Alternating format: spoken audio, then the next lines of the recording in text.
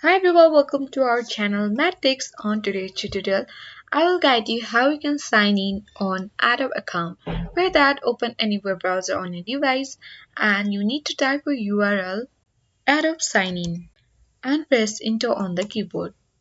And this result section will be appeared on your device and you need to click on the first link sign in to your Adobe account.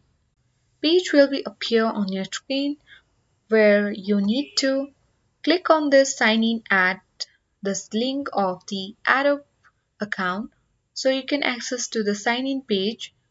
Simply you need to click on this link and boom, you have been appeared on the sign in page of the Adobe account.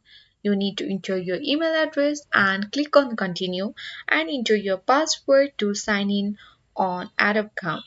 If you want to continue with Google, you can click on Google, and if you want to continue with Facebook or continue with Apple, then you can select any one of this application and you can easily sign in into your Adobe account. If you haven't created an account, then simply you can click on this create an account link and following the on-screen prompts, you can easily create an account on Adobe also.